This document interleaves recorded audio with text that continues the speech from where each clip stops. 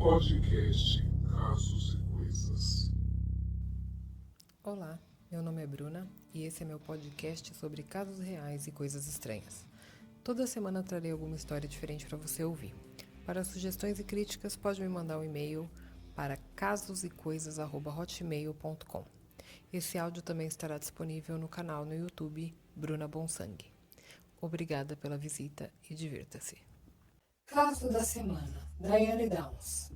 Elizabeth Diane Frederickson Downs, que na adolescência preferiu usar o segundo nome, Diane, nasceu em Phoenix, Arizona, em 7 de agosto de 1955. Filha de Wesley Linden e Willa Dan Frederickson. Segundo Diane, seu pai a abusou quando ela tinha 12 anos de idade.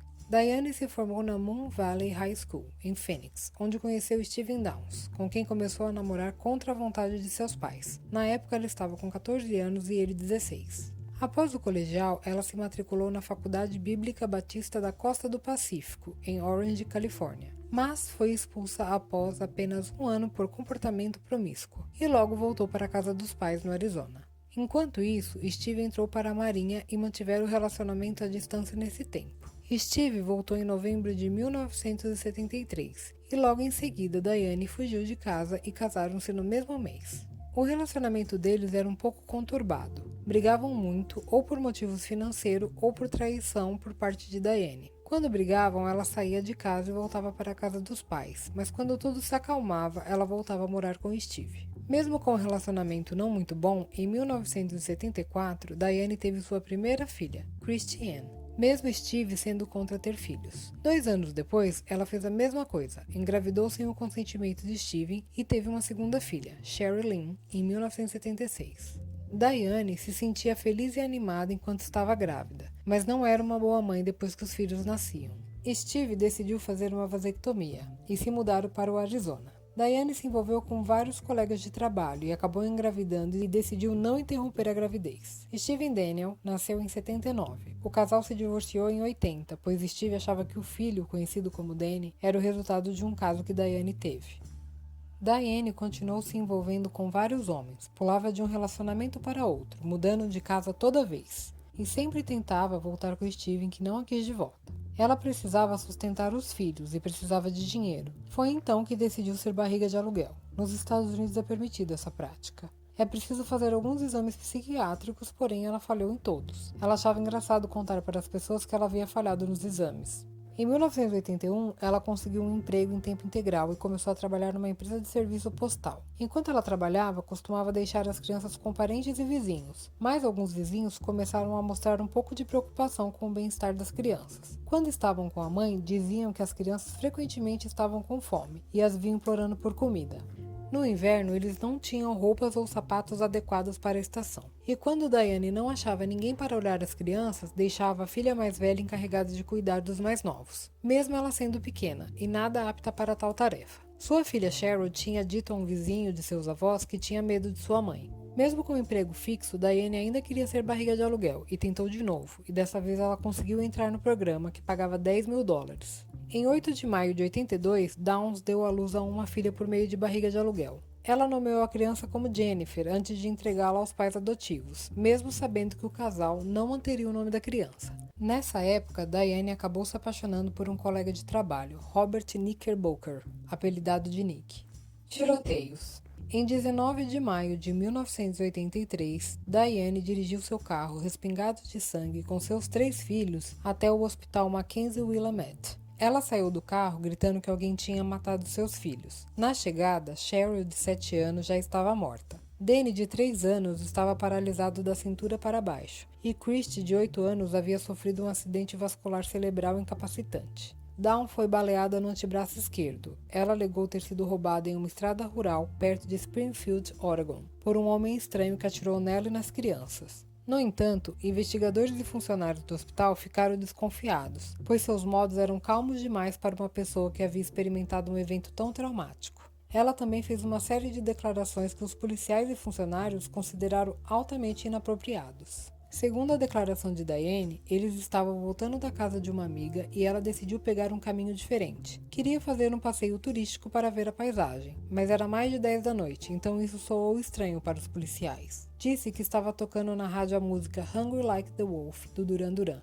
E aí ela viu um homem com o cabelo todo bagunçado na estrada, fazendo sinal para encostar. Ela encostou, desligou o carro e saiu para conversar com o homem e ver o que ele queria, deixando as crianças no carro. Segundo ela, o homem queria o carro. Diane o confrontou e disse que nisso ele começou a atirar nas crianças. Ela ficou desesperada, fingiu jogar as chaves no meio do mato e o homem se distraiu olhando para o mato. E Diane o empurrou, entrou no carro e fugiu. Mas antes disso, ele atirou nela e o tiro pegou no braço. A polícia emitiu um alerta com as características do suspeito que ela havia passado, mas ela não disse muita coisa, só que era um homem alto com cabelos brancos e espessos. A polícia achou a história toda muito estranha, pois ninguém vai fazer um passeio turístico às 10 da noite com 3 crianças pequenas e para na estrada para ver o que o estranho quer. E ela estava muito limpa para quem havia levado um tiro no braço e estava em um carro com crianças baleadas. Ela estava muito calma para uma mãe cujos filhos acabaram de ser baleados, sendo que uma das crianças já chegou morta ao hospital. 4 dias depois, a polícia chamou Diane para fazer a simulação do ocorrido, na frente das câmeras, mostrando como tudo aconteceu. Tem esse vídeo disponível no YouTube. O comportamento dela era bem estranho, muito preocupada em arrumar o cabelo, a maquiagem e ficar sorrindo para a câmera. Ela estava encenando com um ator que estava fazendo o papel do assaltante e na hora que ela o empurra, ela ri para a câmera, claramente se divertindo com a situação. Tem um momento que ela bate o braço baleado e fala que doeu mais do que no dia do acidente, rindo disso. Um mês depois do ocorrido, ela dava entrevistas para a mídia, sempre muito arrumada, e dizia que tudo havia sido muito difícil para ela, que era uma situação muito horrível. Basicamente, ela só falava dela, nunca dos filhos. Ela nunca chorou nessas entrevistas, nem no hospital e nem nos interrogatórios. Em uma entrevista, uma repórter perguntou se ela se considerava sortuda por ter saído dessa situação só com o braço machucado, no que ela respondia que sortudo eram seus filhos, pois ela não conseguia amarrar os próprios sapatos há 2 meses. Tem uma hora na entrevista que ela fala que quando fecha os olhos antes de dormir, ela vê a sua filha estendendo a mão, pedindo ajuda e o sangue saindo pela boca, que isso a assombra muito, então ela sorri. Esse vídeo também tem no YouTube. É bem assustador. As suspeitas aumentaram quando Diane, ao chegar ao hospital para visitar os seus filhos, telefonou para Nick, o homem casado e ex-colega de trabalho com quem ela estava tendo um caso extraconjugal. A evidência forense não coincide com a história dela. Não havia respingos de sangue no lado do motorista, nem resíduo de pólvora na porta do motorista ou no painel da porta interna. Nick também informou à polícia que Diane o perseguira e parecia disposta a matar a sua esposa se isso significasse que ela poderia tê-lo para si mesma. Ele afirmou que estava aliviado por ela ter ido para Oregon e ele se reconciliou com sua esposa. A polícia decidiu investigar Diane mais a fundo. Diane não revelou à polícia que possuía uma arma de calibre 22, inclusive negou ter comprado quando perguntaram a ela. Mas Steve Downs, o pai das crianças, e o Nick informaram que sim, que ela tinha uma arma. Os investigadores descobriram mais tarde que Diane comprou a arma no Arizona. Embora não tenham conseguido encontrar a arma real, encontraram carcaças não queimadas em sua casa com marca do extrator da mesma arma que atirou em seus filhos. Também encontraram um diário que Diane relatava sua obsessão por Nick, com quem teve um caso. No diário, ela conta que o pressionou várias vezes para largar a esposa e ficar com ela. Ele acabou terminando o caso com ela, mas mesmo mudando de estado, ela escrevia com frequência para ele, pois ela não aceitava o fim do relacionamento. Testemunhas viram o carro dela sendo dirigido muito lentamente em direção ao hospital a uma velocidade estimada de 8 a 11 km por hora, contradizendo a sua alegação de que ela dirigia ao hospital em alta velocidade após o tiroteio. Com base nessa e em outras evidências, Diane foi presa em 28 de fevereiro de 84, 9 meses após o tiroteio e acusada de assassinato e 2 acusações de tentativa de assassinato e agressão criminal. Os promotores argumentaram que Diane atirou em seus filhos para se livrar deles para que ela pudesse continuar seu caso com Nick, pois alegou que ele deixou claro que não queria filhos em sua vida. Grande parte do caso contra ela se baseava no testemunho de sua filha sobrevivente. Enfermeiras relatavam que os sinais vitais de Christie disparavam como se estivesse com medo toda vez que Diane a visitava. Diane chegou a sugerir que seria melhor desligar os aparelhos da filha, já que ela estava com morte cerebral, mesmo o médico falando que não estava e se recusando a fazer tal coisa. Christie, depois de recuperar a capacidade de falar, descreveu como sua mãe atirou nos 3 filhos enquanto estacionava na beira da estrada e depois atirou em si mesma no braço. Christie tinha 8 anos na época do assassinato e 9 anos na época do julgamento. Os 2 filhos sobreviventes de Diane foram morar com o promotor principal do caso, Fred Hugh. Ele e sua esposa Joanne os adotaram em 1986. Antes de ser presa, Diane engravidou de um homem qualquer de um quarto filho de propósito, pois disse que sentia falta dos filhos. Disse entre aspas: "Você não pode substituir crianças, mas pode substituir o afeto que elas dão a você, e eles me dão amor, me dão estabilidade. E eu perdi tudo isso. Tudo foi tirado de mim, mas as crianças são tão fáceis de conceber." Em depoimento, a polícia perguntou se ela se arrependia do que tinha feito, e ela respondeu que na época não tinha feito nada de errado, e que se ela pudesse não mudaria nada. Em uma entrevista, ela contou que em um período de 2 anos ela tinha se relacionado com mais de 10 homens, na maioria casados. A promotoria apresentou todas as provas e evidências que tinham coletado, mas foram as próprias palavras e atitudes de Diane, que não mostrava remorso algum, que a incriminaram. No tribunal, colocaram para tocar a música Hungry Like the Wolf, que foi a música que ela disse que estava tocando na hora do acidente, para ver a reação dela, já que a música traria lembranças ruins, mas ela parecia curtir a música batendo o pé no ritmo. Christy, a filha sobrevivente, foi chamada ao tribunal e fizeram uma pergunta a ela: "Quem atirou em você?" E ela respondeu: "Minha mãe." Mas, mais tarde, quando perguntaram para ela novamente, ela disse que não sabia quem tinha atirado nela, que só disse aquilo no tribunal pois era o que queriam que ela dissesse. Diane foi condenada sob todas as acusações em 17 de junho de 1984 e sentenciada à prisão perpétua a mais 50 anos. Ela teria que cumprir 25 anos antes de ser considerada uma liberdade condicional. Os psiquiatras diagnosticaram-na com transtorno de personalidade narcisista e antissociais. A maior parte de sua sentença deve ser cumprida consecutivamente. O juiz deixou claro que não pretendia que Diane fosse libertada novamente.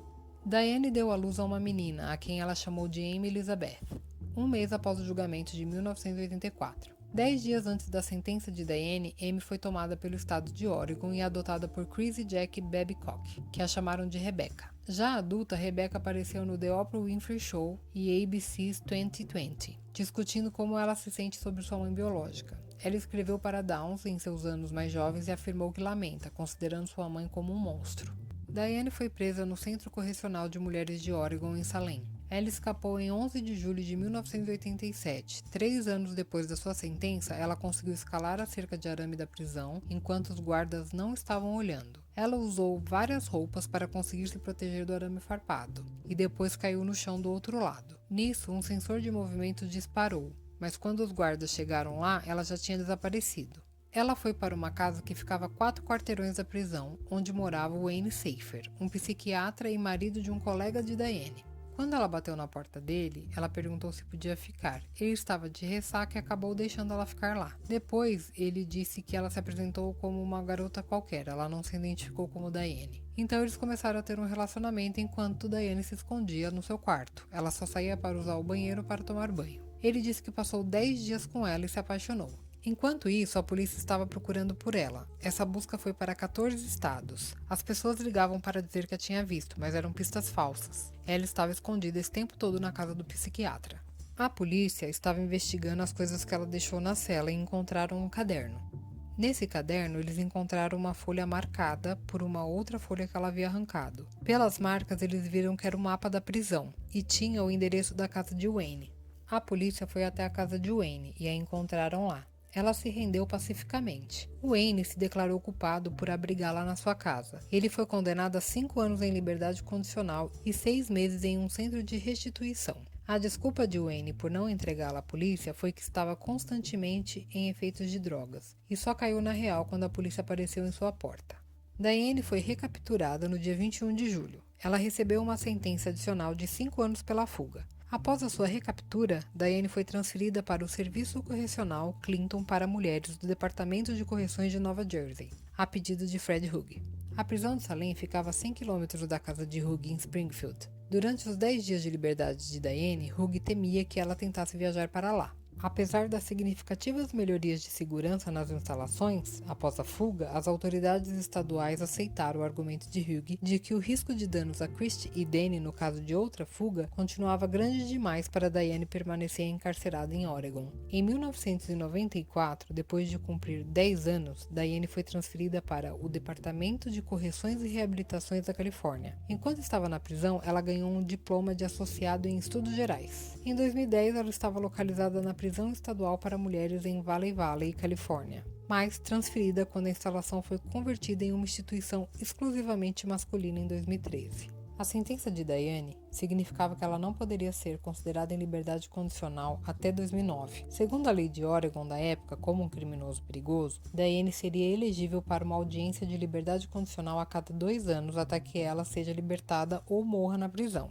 Em seu primeiro pedido de liberdade condicional em 2008, Diane reafirmou sua inocência. Ao longo dos anos, ela disse: "Contei a você e ao resto do mundo que um homem atirou em mim e meus filhos. Nunca mudei minha história." Sua primeira audiência de liberdade condicional foi em 9 de dezembro de 2008. O promotor do condado de Lane, Douglas Harker Road, escreveu ao Conselho de Liberdade Condicional: "Diane continua falhando em demonstrar qualquer insight honesto sobre o seu comportamento criminoso, mesmo após as suas condenações. Ela continua a fabricar novas versões de eventos sobre os quais os crimes ocorreram." Ele também escreveu que ela se refere alternadamente a seus agressores como um estranho de cabelos espessos, 2 homens usando máscara de esqui ou traficantes de drogas e policiais corruptos. Diane participou da audiência da prisão estadual para mulheres do Vale. Ela não teve permissão para fazer uma declaração, mas respondeu às perguntas do Conselho de Liberdade Condicional. Após 3 horas de entrevista e 30 minutos de deliberação, ela foi negada em liberdade condicional. Diane enfrentou sua segunda audiência de condicional em 10 de dezembro de 2010. Foi-lhe negada a condicional e, sob uma nova lei, não será elegível para condicional por mais 10 anos. Ela terá que esperar para se candidatar à liberdade condicional até 2021, quando terá 65 anos. Obras inspiradas. A autora Anne Rule escreveu o livro Small Sacrifices, detalhando a vida e julgamento de Downs por Downs. O livro documenta relatos de amigos, conhecidos, vizinhos e sua filha sobrevivente Christy, que questionam a qualidade de seus pais. Um filme feito para a TV, também intitulado Small Sacrifice, estrelado por Farrah Fawcett como Diane, foi ao ar na ABC em 1989. Espero que tenham gostado do caso de hoje. Me sigam nas redes sociais disponíveis na descrição do canal no YouTube, canal Bruna Bonsangue. Obrigada por ouvir e até o próximo podcast.